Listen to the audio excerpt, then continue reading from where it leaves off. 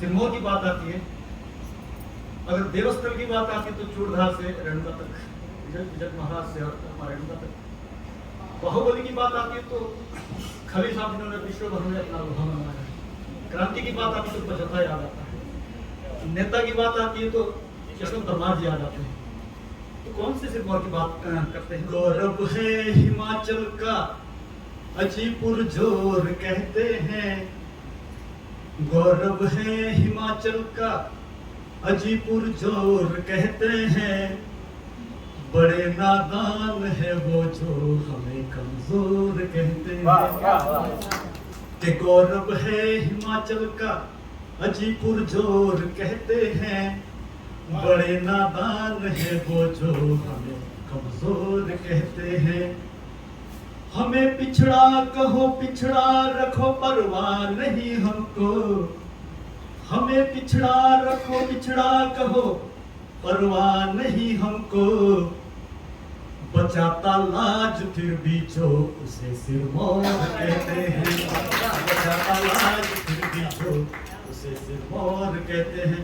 तो एक रचना, और ये रचना नहीं हकीकत है, क्योंकि हमने आधुनिकता की दौड़ में अपनी पुरातन संस्कृतियां कितनी खो दी है।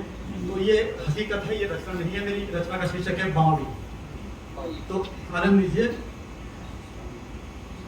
कह रहा हूं कि ना सड़क कोई गांव में थी, ना जूती चप्पल पांव में थी।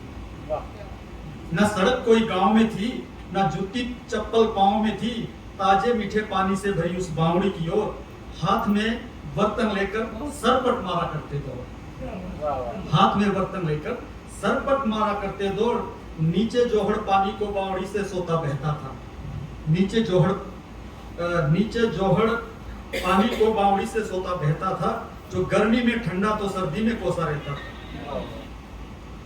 पशु पक्षी पानी पीते, महिलाएं कपड़े धोती, पशु पक्षी पानी पीते, महिलाएं कपड़े धोती, कई बार तो पनघट पर कतार लगी होती।